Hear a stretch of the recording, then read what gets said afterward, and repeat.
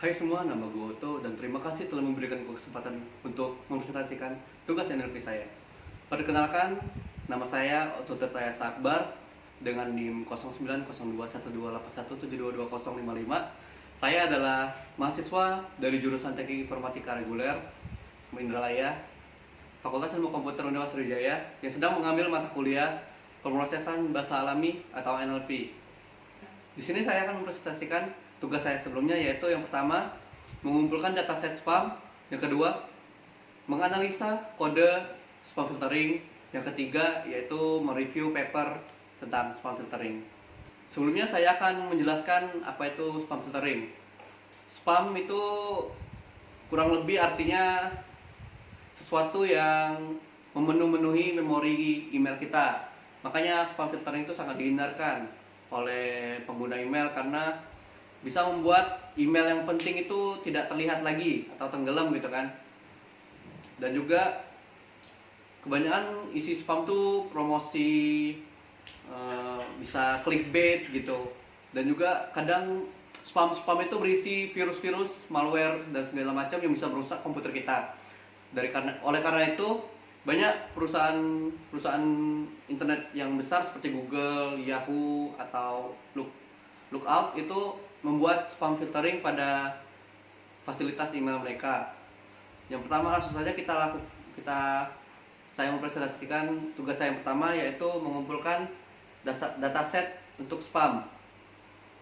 Yang pertama saya mengambil dulu isi spam yang ada di email saya. Bisa dilihat tidak terlalu banyak, tapi bisa ada beberapa yang bisa diambil karena kebanyakan pun isinya tuh sama dan pengirimnya pun sama. Dan kedua, karena tidak cukup saya mengambil dari sini, saya pun mengumpulkan dari tempat promotion. Nah, promotion ini bisa dibilang mengganggu juga dan bisa dianggap sebagai spam karena orang yang mengirim email ini terus menerus melakukan pengiriman email yang isinya promosi, yang itu juga bisa dianggap spam oleh pengguna. Sangat mengganggu lah intinya. Ada banyak sini dan pengirimnya pun bermacam-macam. Dan saya tidak cukup mengambil dari sini. Saya pun meminta email spam dari emailnya teman-teman.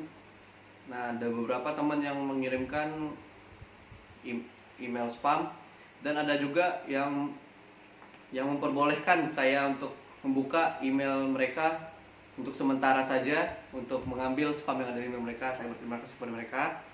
Dan selanjutnya saya akan langsung mempresentasikan tugas yang kedua, yaitu menganalisa kode spam filtering.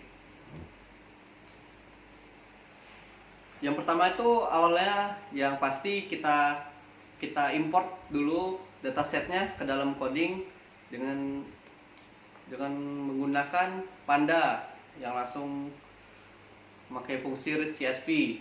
Isinya menginput dataset. Dan setelah itu kan bisa dilihat di sini ada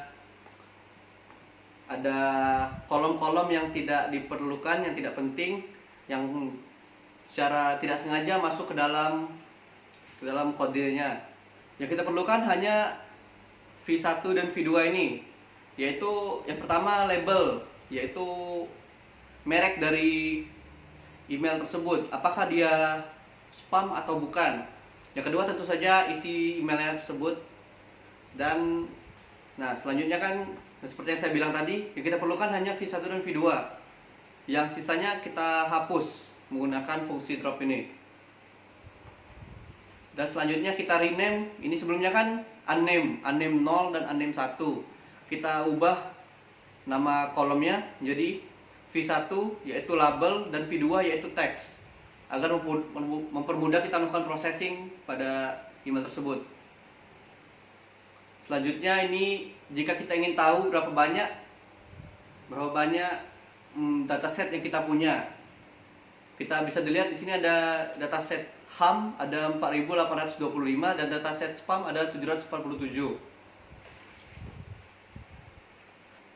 Selanjutnya, dataset diberikan label dengan angka, yaitu numerical label, di mana label-label sebelumnya yaitu ham dengan spam kita tambahkan kolom baru di sampingnya yang berisi nomor. Kita menggantikan teks menjadi nomor saja agar mempermudah processing spamnya tersebut. Yang ham kita ubah menjadi nomor 0 dan spam kita ubah jadi nomor 1.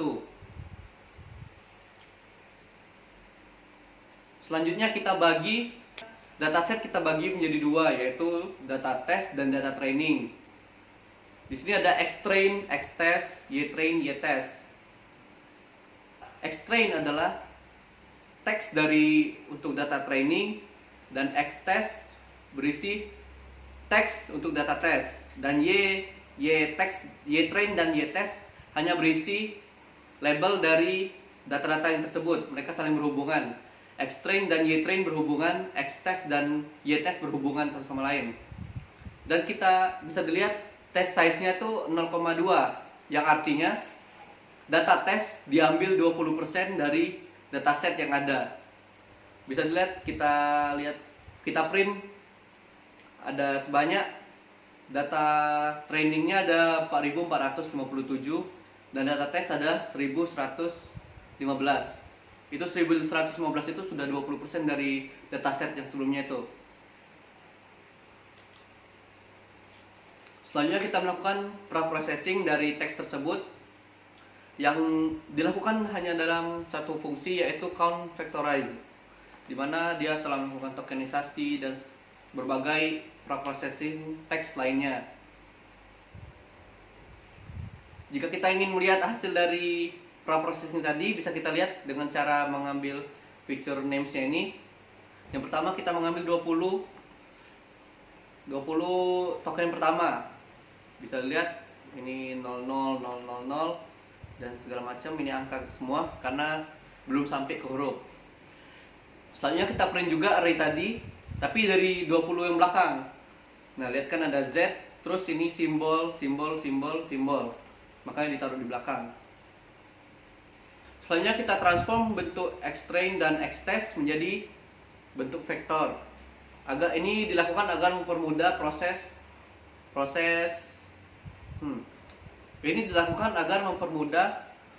proses prediksi nanti.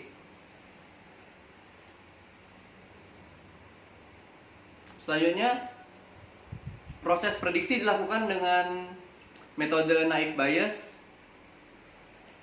Bisa dilihat ini sudah melakukan prediksi menggunakan xtest tadi berdasarkan xtrain dan ytrain.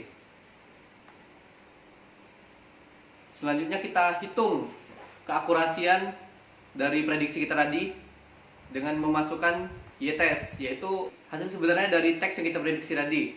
Bisa dilihat hasil prediksi tadi mencapai skor 0,9883 sekian, yang kita bulatkan menjadi 98%. Dan untuk lebih jelasnya lagi, kita lihat di bawahnya lagi. Nah, ini presisinya atau keakurasiannya untuk ham mencapai 99%, yaitu sampai 965 ham terdeteksi. Dan spam yaitu 0,97 atau 97% dengan 150 spam yang terdeteksi. Tadi adalah presentasi saya tentang analisis coding. Selanjutnya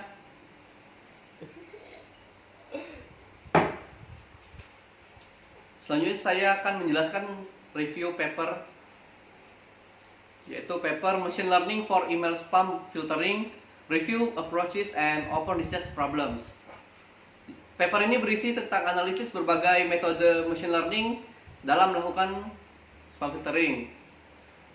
Dalam paper ini ada 10 metode machine learning yang direview. Yang pertama ada teknik clustering, yang kedua ada naive Bayes classifier, yang ketiga ada neural networks, yang keempat ada algoritma Firefly, yang kelima ada rogue set classifier, yang keenam ada support vector machine atau SVM, yang ketujuh ada decision tree. Dalam decision tree ada tiga juga. Yang pertama ada Naive Bayes Tree Classifier atau NB3. Yang kedua ada C45 or J48 Decision Tree. Ketiga ada Logistic Model Tree Induction atau LMT. Selanjutnya ada Ensemble Classifier. 9 ada Random Forest atau RF. Dan terakhir ada Deep Learning Algorithm. Dalam Deep Learning pun terbagi tiga, yaitu Unsupervised Deep Network atau sering disebut Generative Learning. Yang kedua ada Supervised Deep Networks. Dan terakhir ada Hybrid Deep Networks atau gabungan dari Unsupervised Deep Networks dan Supervised Deep Network. Akhir-akhir ini CNN sedang hangat dibicarakan oleh peneliti. CNN dianggap sangat bagus dalam mentoleransi kesalahan dan bisa melakukan proses secara paralel dan kemampuan self-learningnya. Dan juga CNN telah sukses diaplikasikan dalam proses spam filtering. Baru saja telah saya presentasikan tugas saya minggu kemarin, yaitu pengumpulan spam email. Yang kedua, analisis algoritma spam filtering. Yang ketiga, review paper tentang spam filtering. Saya Otu Tirtayasa Akbar meminta maaf bila ada kesalahan yang saya lakukan dalam presentasi saya pada kali ini. Saya mohon maaf sebesar-besarnya. Saya ucapkan terima kasih telah menonton. Wabillahi taufiq wal hidayah. Wassalamualaikum warahmatullahi wabarakatuh. I feel so special.